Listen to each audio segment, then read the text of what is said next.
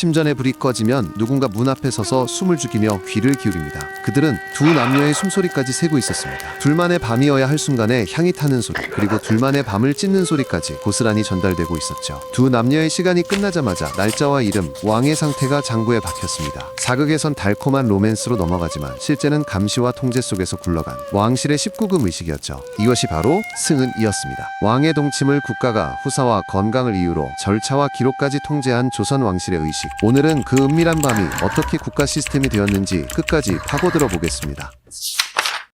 조선의 왕은 아침에 눈 뜨는 순간부터 잠드는 순간까지 일정이 정리됐습니다. 보고가 올라가고 기록이 남고 누가 언제 어디에 있었는지 틀이 있었죠. 그런데 그 모든 관리 중에서도 유독 복잡하게 굴러간 장치가 있었습니다. 바로 왕이 누군가를 침전으로 부르는 그 밤이었어요. 승은은 말 그대로 왕의 은혜를 입는다는 뜻입니다. 하지만 의미는 훨씬 무거웠죠. 한 사람의 총애가 아니라 왕실의 후사 문제와 직결되는 일이었으니까요. 아들이냐 딸이냐를 넘어서 왕통이 흔들리느냐 버티느냐가 달린 순간이었습니다. 그래서 침전엔 사람이 몰립니다. 상궁과 나임만 해도 적지 않았고 역할도 칼같이 나뉘었습니다. 침소를 정리하는 사람, 왕의 용태를 살피는 사람, 그리고 가장 중요한 기록을 맡는 사람. 여기서 핵심이 승은 상궁입니다. 동침 일정의 실무 책임자였죠. 상궁은 단순히 오늘 밤 누구를 드릴지 정하는 사람이 아니었습니다. 왕의 몸 상태가 어떤지, 후궁들의 건강은 괜찮은지, 생리 주기와 임신 가능성은 어느 때인지 이런 것들을 전부 알고 있어야 했어요. 그걸 바탕으로 날짜를 맞추고 절차를 돌리고 마지막엔 장부까지 완성합니다. 한마디로 왕실의 밤을 움직이는 관리자였던 거죠. 그리고 승은은 갑자기 시작되지 않았습니다. 보통 사흘 전부터 준비가 들어갑니다. 여기서부터 분위기가 달라져요. 그냥 씻고 단장하는 정도가 아니라 정화의식에 가까웠습니다. 선택된 후궁이나 나이는 따로 마련된 처소로 옮겨집니다. 거기서 음식부터 달라져요. 자극적인 음식은 금지되고 몸을 돕는 쪽으로 식단이 바뀌죠. 기록에는 향을 넣어 목욕했다는 대목도 나옵니다. 치향, 백단향, 용내향 같은 향료를 물에 풀어 씻었다고 전해지죠. 냄새를 내기 위해서가 아니라 몸을 정갈하게 만든다는 의미가 컸습니다. 더 놀라운 건 의학적 점검입니다. 의관과 의녀가 건강을 봅니다. 전염될 위험은 없는지, 왕에게 해가 될 만한 증상은 없는지, 몸의 리듬은 어떤지까지 꼼꼼하게 살피죠. 왕의 안전이 최우선이었으니까요. 이 기간엔 말과 행동도 묶입니다. 쓸데없는 대화를 줄이고 부정한 것을 보거나 듣지 않으려 했다는 이야기도 전해집니다. 꿈이 흉하게 느껴지면 바로 보고했다는 전승도 있고요. 지금 기준으로는 과하다고 느껴질 수 있지만 당시 왕실은 하늘의 징조와 몸의 징후를 같은 무게로 다뤘습니다. 이제 승은의 날이 밝습니다. 하지만 실제 동침은 밤이 깊어서야 이루어집니다. 낮 동안 해야 할 일이 너무 많거든요. 오후가 되면 다시 목욕을 합니다. 이번엔 더 오래 더 세밀하게요. 머리를 감고 말리는 데에도 시간이 걸립니다. 그리고 옷을 입습니다. 여기서 많은 분들이 오해하시죠. 화려한 비단과 무거운 장신구를 떠올리기 쉬운데 기본은 오히려 단정함이었습니다. 왜냐고요? 왕의 건강을 해칠 수 있는 요소를 최대한 제거해야 했기 때문입니다. 날카로운 비녀, 강한 향, 성분이 의심되는 화장 재료, 이런 것들은 피하려 했다고 전해집니다. 왕을 모시는 자리에서 위험 요소가 되면 안 된다는 논리였죠. 저녁이 되면 긴장이 본격적으로 올라옵니다. 왕이 수라를 드시는 동안 후궁은 대기처소에서 마지막 점검을 받습니다. 상궁들이 몸 상태를 확인하고 몸매무새를 다듬어줍니다. 그리고 해가 완전히 지면 움직임이 시작돼요. 후궁이 혼자 걸어가지 않습니다. 여러 나인이 둘러서서 작은 행렬을 이룹니다. 등불을 드는 사람, 길을 앞에서 여는 사람, 뒤를 정리하며 따라오는 사람, 이렇게 팀처럼 움직이죠. 이동 경로도 정해져 있습니다. 아무 길로 가지 않습니다. 눈에 덜 띄는 통로를 택합니다. 사생활 보호도 있지만 보안도 걸린 문제였으니까요. 침전 앞에 도착하면 바로 들어가지 못합니다. 상궁이 먼저 안으로 들어가 아릅니다. 아래옵기 황공하오나 모시고 왔사옵니다. 왕이 허락해야 그제야 문턱을 넘을 수 있죠. 안으로 들어선 뒤에도 끝이 아닙니다. 후궁은 먼저 예를 올립니다. 그리고 상궁의 지시에 따라 정해진 자리에 섭니다. 여기서 진짜 숨막히는 포인트가 나옵니다. 상궁과 내시가 완전히 물러나지 않았다는 점입니다. 문 바로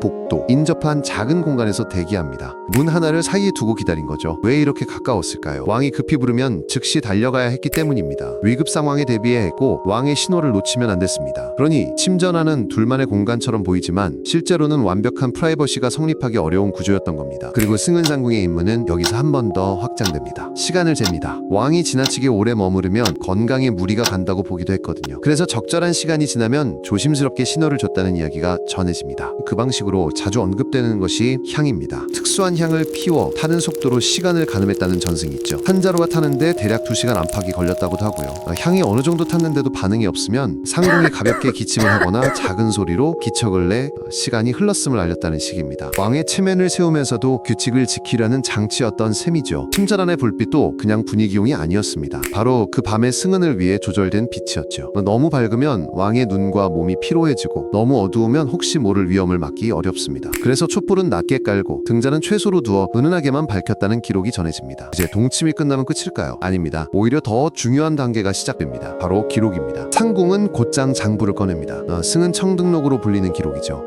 여기에 남는 내용이 상상보다 구체적입니다. 첫째 날짜와 시간, 예를 들어 숙종 20년 1694년 10월 15일 밤 자시처럼 시간대를 분명히 적습니다. 밤 11시에서 새벽 1시 사이처럼 범위를 잡아 남기기도 했다고 전해지죠. 둘째, 누가 승은을 입었는지 후궁의 품계와 이름을 정확히 적습니다. 셋째, 왕의 상태, 용체가 어떠했는지, 특이사항은 없었는지 이런 표현이 함께 적혔다고 알려져 있습니다. 넷째, 동침의 길이, 향이 얼마나 탔는지, 즉 어느 정도 시간이 흘렀는지까지 기록했다는 이야기들이 나옵니다. 왜 이렇게까지 적었을까요? 가장 큰 이유는 임신과 정통성입니다. 만약 후궁이 임신하면 그 시점을 가늠해야 합니다. 출산 시기를 역산하고 그 시기와 기록이 맞아떨어지면 논란을 줄일 수 있죠. 반대로 맞지 않으면 의심이 생길 수도 있었습니다. 왕실에선 그런 의심 자체가 정치였으니까요. 또 하나는 왕의 건강관리입니다. 의관들은 빈도와 컨디션을 보고 무리가 되는지 살폈습니다. 너무 잦으면 절제를 권했다는 기록과 전승이 전해지고요. 특히 연로하거나 건강이 약한 왕은 더 엄격히 관리하려 했습니다. 동침을 마친 후궁도 바로 끝이 아닙니다. 다시 상궁들의 호의를 받으며 처소로 돌아갑니다. 이동도 역시 눈에 띄지 않는 경로로요. 그리고 다음날 아침 의녀의 검진을 받습니다. 몸 상태는 괜찮은지, 상처나 이상은 없는지 그마저도 기록으로 남깁니다. 임신 가능성이 보이면 그때부터 관리는 더 촘촘해집니다. 의녀가 맥을 짚고 식사와 수면을 살피고 감정 상태까지 적는 식으로요. 왕실의 후사가 걸린 일이니까요. 그렇다면 질문이 생깁니다. 왕비도 있고 후궁도 여럿인데 이 스케줄은 어떻게 굴러갔을까요? 원칙부터 말하면 왕비가 우선입니다. 매달 특정한 날엔 왕비와 동침하도록 규정된 흐름이 있었다고 전해집니다. 그 다음이 후궁들인데 여기도 품계에 따라 순서가 갈립니다. 빈,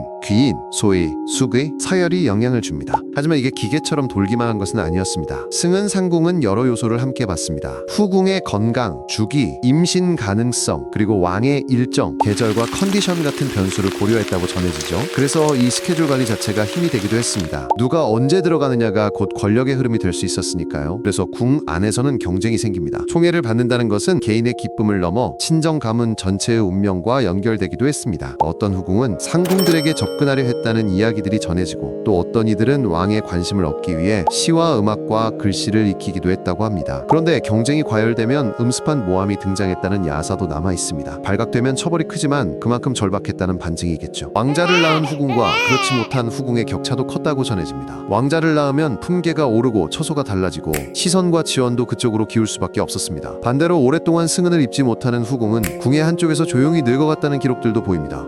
젊은 나이에 들어와 단 한 번도 왕을 가까이 하지 못한 사례가 언급되기도 하죠. 화려한 궁궐이 누구에게나 화려했던 건 아니었습니다. 왕들의 태도도 제각각이었습니다. 규칙을 받아들이며 균형을 맞추려 한 왕이 있는가 하면 특정 후궁에게만 마음이 쏠려 불균형이 커진 경우도 있었죠. 그 불균형은 곧 외척의 힘으로 이어질 수 있었고 조선 역사에서 외척 문제가 왜 반복되는지 이 지점이 설명해줍니다. 어떤 왕은 동침 자체를 부담스러워했다는 기록과 전승도 전해집니다. 왕도 인간이니까요. 후사를 만들어야 한다는 압박, 여러 관계의 균형, 정치 일정의 무게, 이 모든 것이 한 사람에게 쌓이면 피로해질 수밖에 없습니다. 그럼에도 신하들은 후사를 재촉합니다. 왕이 계승이 흔들리면 나라가 흔들린다고 믿었으니까요. 여기서 왕실의 의학 관리가 다시 등장합니다. 동침전으로 의관과 의녀의 역할은 매우 큽니다. 전염병 검사는 특히 민감했습니다. 두창이나 홍역 같은 전염병이 두려웠던 시대였으니까요. 왕에게 쓰는 약재도 전해집니다. 녹용, 인삼, 육종용 같은 재료가 언급되곤 하죠. 다만 과하면 해가 될 수 있어 처방에 신중했다는 취지의 기록들이 이야기됩니다. 후궁 쪽에도 임신을 돕는 처방이 언급됩니다. 당귀, 천궁, 숙지왕 같은 약재가 예로 거론되기도 하고요. 동침 뒤에는 맥을 보고 상태를 보고 식욕과 수면까지 적는 식으로 관리가 이어졌습니다. 공간 자체도 그냥 방이 아닙니다. 왕의 침전은 구조가 나뉘어 운영됩니다. 왕이 머무는 중심 공간, 상궁들이 대기하는 주변 공간, 그리고 비상 상황을 상정한 동선과 통로, 온돌도 세심하게 유지했다고 전해지고 경비는 낮과 밤이 이어지며 촘촘했습니다. 허락 없이는 접근하기 어렵도록 설계된 셈이죠. 그리고 조선은 금기와 징조를 무시하지 않았습니다. 제사날, 국상기간, 흉한 날로 여긴 날에는 동침을 피하려 했고 일식과 월식 같은 하늘의 변화도 꺼렸다고 전해집니다. 방향에 대한 믿음도 있었고 있었고 음식의 성질을 따지는 금기도 있었습니다. 꿈 해석도 중요했습니다. 용이나 호랑이는 아들을 뜻한다는 식의 해석이 돌았고 꽃이나 보석은 딸의 징조로 말해지곤 했죠. 지금 보면 미신처럼 보이지만 당시 왕실에겐 미래를 붙잡는 도구이자 불안을 달래는 장치였던 겁니다. 결국 승은은 한 단어로 정리되지 않습니다. 국가의 안정, 왕실의 혈통, 가문의 이해, 그리고 한 사람의 인생이 겹쳐진 자리였죠. 왕도 완전히 자유롭지 않았고 후궁들은 더더욱 선택권이 적었습니다. 문 밖에 사람이 있고 시간이 재어지고 그 모든 것이 장부로 남는 밤, 그 밤이 누군가에겐 영광이었고 누군가에겐 두려움이었을 겁니다. 오늘 이야기에서 느껴지셨죠? 조선의 궁궐은 빛나는 장소이면서 동시에 숨막히는 시스템이었습니다. 그리고 그 시스템 덕분에 우리는 지금도 그 시대의 생활을 구체적으로 들여다볼 수 있습니다. 이 영상이 흥미로우셨다면 좋아요와 구독으로 함께 해주세요. 다음에도 역사 속에서 가장 은밀했던 장면들을 더 선명하게 꺼내서 전해드리겠습니다.